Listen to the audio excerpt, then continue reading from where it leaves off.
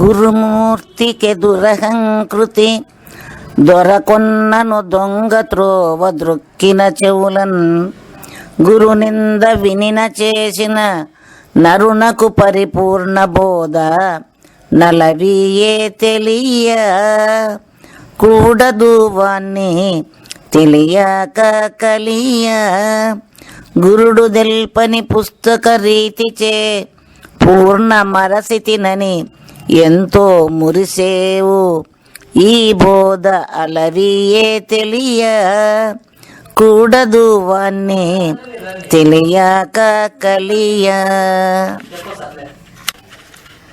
శిష్య, ఈ అచల విద్య గురుభక్తి ఉన్నవారికి మాత్రమే సాధ్యపడును గాని జపములకు తపములకు ధ్యానములకు లక్ష్యములకు సాధ్యపడునది కాదు. ఒక గురు సంజ్ఞ చేత పొందగలుగుటకు అనువుగా ఉన్నందువలన అట్టి గురుదేవునిపై ఎవరికి గాఢమైన భక్తి విశ్వాసములుండునో అట్టివారే ఈ బోధకు సమర్థులు, అధికారులు కాగలరు. అట్టి భక్తి గురుదేవునిపై నిలుపక గురువును దుర్భాషలాడిన మరి ఒకడు దుర్భాషలాడుచుండిన తన చెవులతో విన్నను ఆ గురువు తెలిపిన మార్గము కాదని మరి ఒక మార్గములకు పోయినను కొన్ని శాస్త్రములు చదివి నాకు పూర్ణబోధంతా తెలుసునని మురిసిపోవచ్చు గురువు కన్నా నేను గొప్పవాడినని అహంకారంతో ఉన్న దుర్మార్గులకు ఈ బోధలో ఉన్న మెలకువలు తెలియబడకుండును. అట్టి వారితో కలుసుకుని తిరగడము కానీ ఆ మాటలు వినడము కానీ మహాపాపమనియే తలంచవలేను. 4 శుశ్రూషణములు లోలత గావించుకొనుచు 4 శుశ్రూషణములు లోలత గావించుకొనుచు లోకాతీతం బాలోకించి గురునిచే ఈ లోకము జోలి విడువు మింతే చాలన్నా నీతో కూడా ఇది మరువ కన్నా కీలు తెలియని చదువు చాలా చదివేందుకు చాలించి నీవిట్టి కీలు తెలిసితివేని ఇంతే చాలన్నా నీతో కూడా ఇది మరువ కన్నా. శిష్య, ఈ పరిపూర్ణ బోధ బాగుగా స్థిరపడుటగాను గురుదేవునకు స్థాన శుశ్రూష, అంగ శుశ్రూష, భావ శుశ్రూష, ఆత్మ శుశ్రూష అను 4 శుశ్రూషణములు చేయుచు వారి హృదయమును ప్రసన్నత చేసుకొనుచు వారిచ్చు వాక్యామృతము గ్రోలుచు వారిచే పొందబడినది ఏది లోకాలోకములకు అతీతమై సత్యమై శేషించి ఉన్నదో ఆ పరిపూర్ణమును సర్వకాలముల యందును మరిచిపోక అవలోకనం చేసుకొనుచు భ్రాంతిమయమైన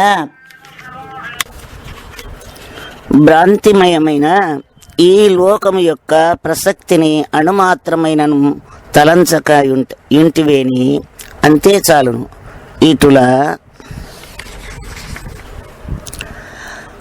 అటుల ఉన్న వారితో సమానము మరి ఎవ్వరూ ఉండరు.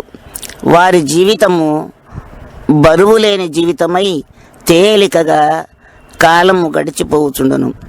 అంత సులువుగా ఈ బోధ ఉన్నను ఆ యథార్థమును సద్గురువు వలన పొందజాలక బ్రతికినన్ని దినాలు సార్థకం లేని చదువులు ఎన్ని చదివినను వాటి వలన కొంచెమైనను ప్రయోజనము ఉండదు. దేశికుని చరణ తీర్థము కాశీ గంగయని గురుని గనుగొన్నను విశ్వేశుడని అతడు తనకుపదేశంబునరించినట్టిదే తారకమని మనసందు తాని తీరునగని ఏ సీమయందున్న కాశీ ప్రయాగ రామేశుని పురమై ప్రకాశించు నా సీమ అదే తారకమని మనసందుత ఈ తీరునగని. శిష్య, నగురోరధికం నగురోరధికం నగురోరధికం శివశాసనతః శివశాసనతః శివశాసనతః శివశాసనతః. గురుదేవుని కన్నను అధికమైన దేవుడు ముల్లోకముల యందును లేడని గురుగీత తెలుపుచున్నది. అట్టి గురుదేవుని యందు భక్తి విశ్వాసములు కలిగి ఆ గురుదేవుని పాదతీర్థమే కాశీ గంగా జలమనియు ఆ గురుదేవుడే కాశీ విశ్వేశ్వరుడనియు ఆయన ఇచ్చు ఉపదేశమే తనను తరింపజేయు తారక మహామంత్రమనియు ఆయన కాపురమున్న కాశీ గ్రామమే కంచి, ప్రయాగ, రామేశ్వరము మొదలైన పుణ్యక్షేత్రములనియు ఆ నమ్మకము కలిగి ఆయన దర్శనమునకును ఆయన ఇచ్చు తీర్థప్రసాదమునకు ఎదురు చూచుచు ఆయన మినహ వేరే దైవము లేదని ఎవరికి దృఢమైన భక్తి భావన ఆ గురుదేవుని యందు ఉన్నదో వారే నిజమైన గురుభక్తి కలిగి ఉన్నవారై ఉన్న సత్శిష్యులు అందురు. గురుచరణ జలము గోదావరి అని గురుమూర్తి రామభద్రుండని తత్పురమును భద్రాచలమని గురుమంత్రమే తారకమని గురిగలిగినట్టి తిరిగి రాని మరుగెరిగినట్టి నరుడున్న చోటే సుందర శేషగిరి భద్రగిరి రంగనాయక పురమానదగియుండు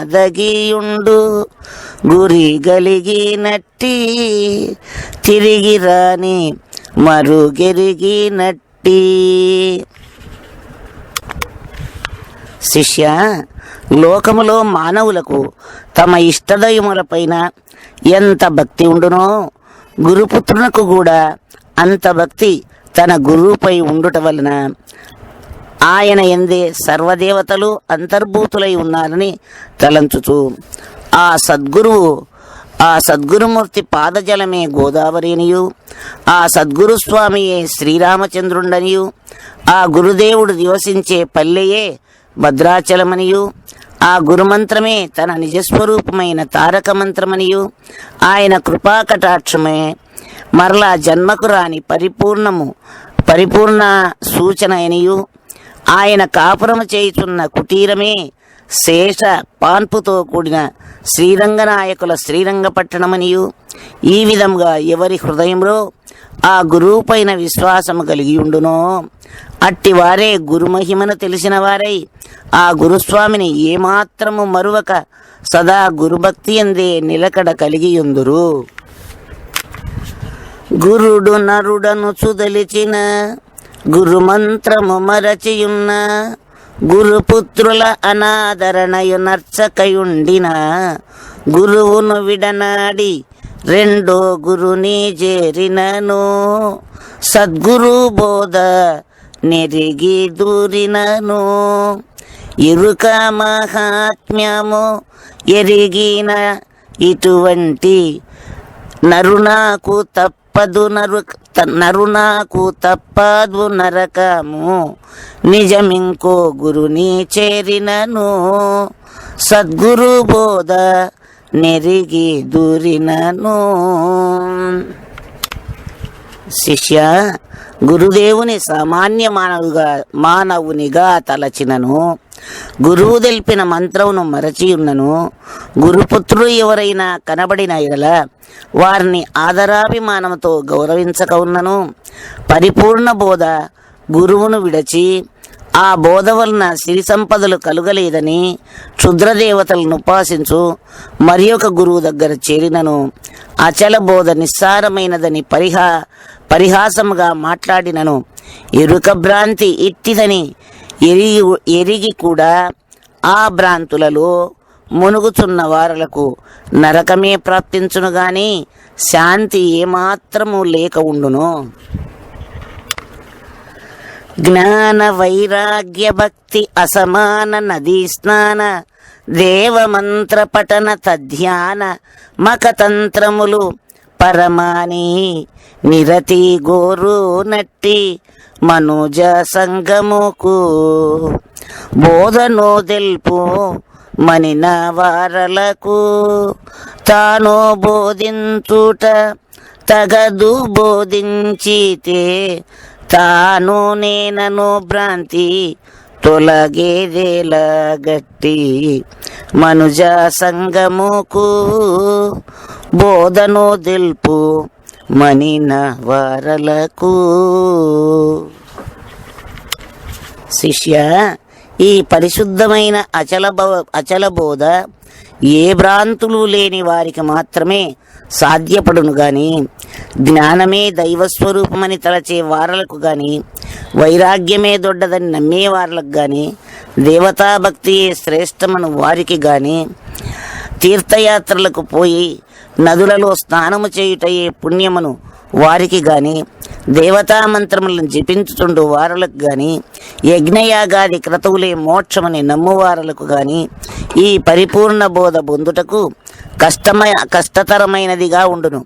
అట్టి భ్రాంతులతో ఉన్నవారు ఎవరైనా ఈ బోధను తెలుపమని ఎంత ప్రాధేయపడినను వారికి ఈ నిర్మలమైన బోధను బోధించకూడదు. ఒకవేళ బోధించిననో వారికి మునుపటి భ్రాంతి వాసనలు నశించక నేను అను అహము తల ఎత్తుతూనే ఉండును. ఆ అహము ఉండిన వారు ఈ అచల బోధలో ఉన్న గోప్యమును గ్రహించలేక పూర్ణ బోధకు కళంకము ఆపాదించుచుందురు. ఇంగితము నెరిగి సద్గురు పుంగవుచే నరుడు భుక్తి ముక్తి క్రియలన్ సంగములెడలిన శృంగారమే వాని చేష్ట చూచేవారలకు వాడున్నట్లు తోచేవారలకు మంగళ సూత్రమెబ్బంగి శృంగారవతికి యశృంగారవతి కట్లు చూచేవారలకు వాడున్నట్లు తోచేవారలకు.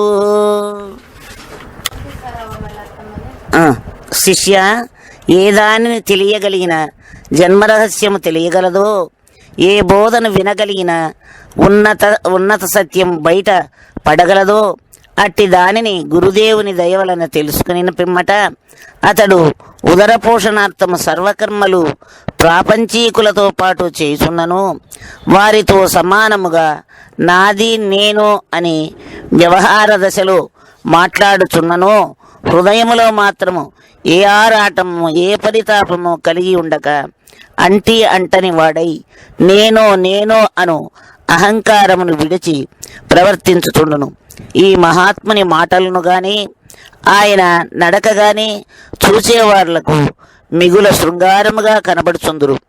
అది ఎట్లుండుననగా, ముత్తైదువుకు ఉండవలసిన ఆభరణములన్నీ లేకపోయినను ఒక్క మంగళసూత్రం ఉన్న ఎడల ఆమె ఎంత సౌందర్యముగా శోభించుచుండునో అలాగునని ఈ పరిపూర్ణ బోధన పొందిన మానవుడు సకల జనులలో సమస్త కార్యములు చేయుచున్నను ఆ గురుపుత్రుని నడక గాని వాని మాటలు గాని విచిత్రముగా కనబడుచు పదుగురికి సంతోషం కలిగించుచు ప్రియమైనదిగా వర్తించుచుండును. జనులందురు గురుబోధను గనిరా జనులందు నేను గలియకయున్నన్ నను మన్నింతురెవారని మనసున దలపోస్తే బోధ మర్మమబ్బీన అబ్బిన వారి ధర్మమబ్బీన జనన మరణములేని ఘనమైన త్రోవనే గణనైతినని బోధ గనకున్న ఈ బోధ మర్మమబ్బీన అబ్బిన వారి ధర్మమబ్బీన.